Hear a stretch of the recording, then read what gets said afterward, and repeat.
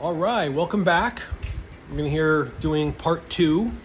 I just peed, by the way, which I'm sure you're really excited to know that.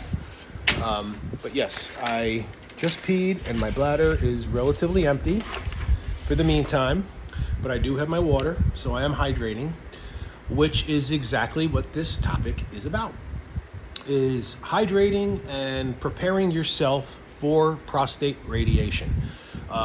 One of the prerequisites for my prostate radiation, which I had the IMRT radiation, and based on my diagnosis, which was a T1C cancer, I had a 1 Gleason 3+3 and a Gleason 3+4.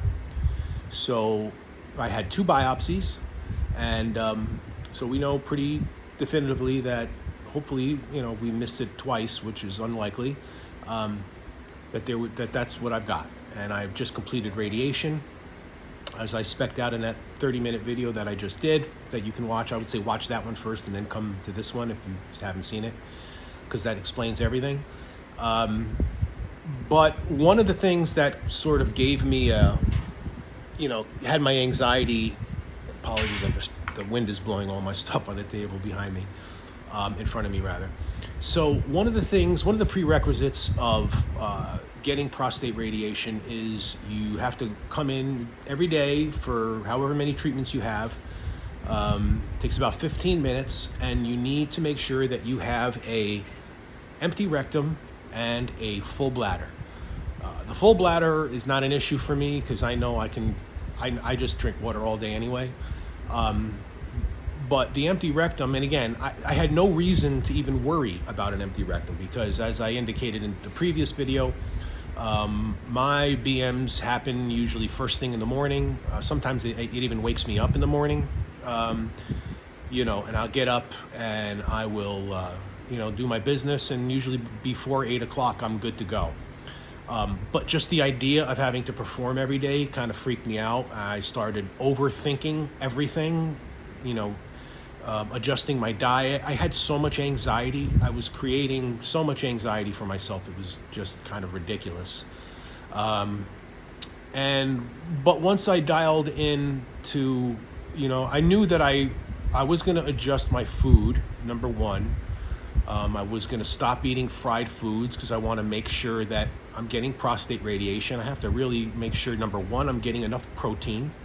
And number two, I am keeping myself hydrated, because these are the 2 main things that I found are some of the most important things. Fiber, protein, and hydration. And of course, all the other nutritional things that you need to do. But fiber, you need to take a dump religiously, every day. And if you're the type of person who doesn't, the idea of having to give yourself a laxative or an enema in order to be able to be prepared for radiation is something that was just sending me down a rabbit hole, but for no reason, because my digestive system is usually operates pretty well. But I wanted to make sure, so I started really eating well. I adjusted my diet, and I basically ate maybe a variety of 2 or 3 different types of meals over the course of the month, and I would eat at exactly the same time. And it got to the point where it was getting me up at about 4 a.m. To do my bowel movements, and I kind of like that, to be honest with you, because I'm done. And I have it off my mind now, and now I can worry about whatever else I have to do before. My schedule was kind of in the beginning, and they had me coming in at 12 o'clock for radiation. They had me coming in at 10 o'clock, 9:30. So I had them adjust my schedule, so I was coming in at like 9:45 every morning, and that was perfect for me because the way that it worked was I'd get up at I'd get up because, once I peed, it like activated something in my bowels, and it just made me go to the bathroom, and that's what I did. And I'm up now, so I would just start hydrating, and I would just start drinking water. And now, once you get fully hydrated, you're peeing like every 10 minutes, right? They'll tell you drink 40 ounces of water, an hour, pee, drink 40 ounces of water and then go in. And I can tell you right now, if you drink 40 ounces of water and you're fully hydrated, you are going to have a rough time, because your bladder is going to be bursting. And this is kind of what you don't want. It's very, very uncomfortable to be sitting on that radiation table if you feel like you're going to explode. And then when you go to pee, everything is running very, very slow. So you're standing there and you just want it to come out and it's not coming out, and you got to wait. So that's kind of a pain in the butt. So in my mind, I'm like, what am I going to do to try to dial this in better? And what I came up with is fully hydrate yourself. Get up early enough in the morning. So here's my timeline. If my appointment was at 9:45 a.m., I would get up at 4 or 4:30. I would start drinking. I would have roughly 40 ounces. If I got up at 4 o'clock, well, let's just say 4:30, because that sort of, towards the end, I was getting up even earlier than that because of the frequent night urination. But when I was first started, I was getting up at around 4:30, and I would drink, basically I would drink one 16-ounce glass of water right out of the gate, and then boom, that usually triggers, it wakes up your colon, and you have your first BM. That water is key to stimulating, especially if you haven't been drinking water all night. And I drink about, 16 ounces of water in the first 30 minutes. I do another 16 ounces of water. Then I do a glass of Metamucil, 16 ounces. Okay, so now in an hour, starting my second hour of being awake, I'm starting to drink now 32, almost like 40 ounces of water, right?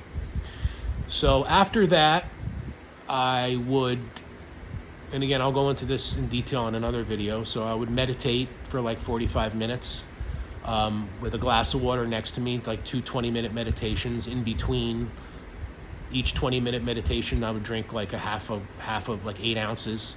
Then at the end of the meditation, drink another 8 ounces. So now I'm only like 90 minutes in to being awake, and I'm drinking quite a bit of water. I've had and again, be careful. You could drown from drinking too much. Like, don't drink a gallon of water in 15 minutes. They say, I think you shouldn't drink more than like, I don't know, it's like 16 ounces of water in every 30 minutes. Or I'm not sure what the number is, but I was basically drinking about 32 ounces of water an hour, roughly. That's how much water I was drinking. And you get to the point where, after you've got about 3 or 4 of those in you, you start peeing, right? So when you start peeing, once you're doing it like every 10 minutes, you're fully hydrated at that point, right? So you keep it going. And again, I would start at like 4:30, and usually by 7 o'clock, I'm fully hydrated. I'm peeing, every 10 or 15 minutes. I'm good. My appointment is at 9:45. It takes me 30 minutes to drive to the facility. So I would basically stop drinking everything from about 7:45 a.m. And I would 7:45 a.m. I would get up. I would get in my car at about 9 with 2 of these. All right. And at the beginning, I'm thinking I have to drink like 2 of these, right? After I'm like fully hydrated, I'm pissing every 10 minutes. No, you kill yourself on that table. And I really was. She was like, she'd be like, you were 110% today. I'm like, really? Because I felt like I was like 200% as far as the size of my bladder. So then I started realizing that once you're fully hydrated, you don't need but like this much water, and it goes right to your bladder. So I would do that drive if my appointment was at 9:45. So my last piss is like 8 a.m. My glass of water that I'm drinking, and it's just a little bit, 7:45.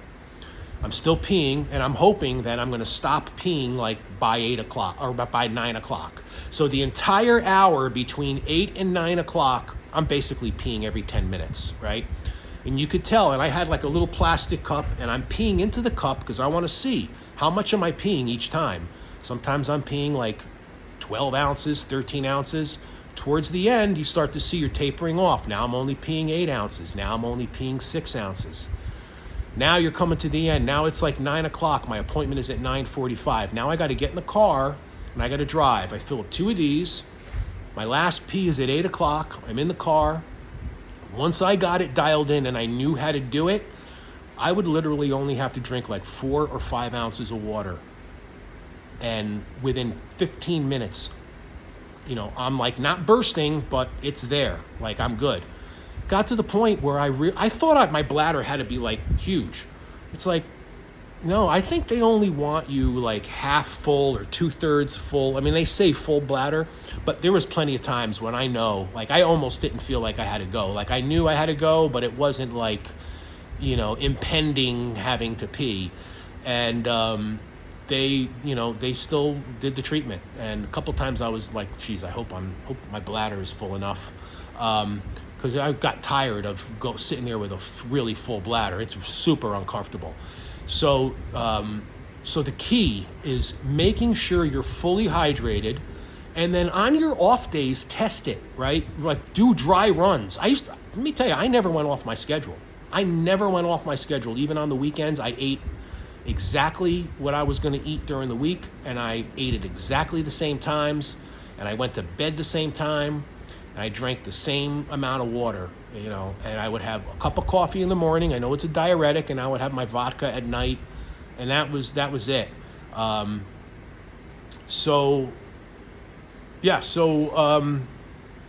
get in there, half a cup of water, 4 or 5 ounces the most. I mean, literally, it took me like 25 minutes to drive to the facility from the house.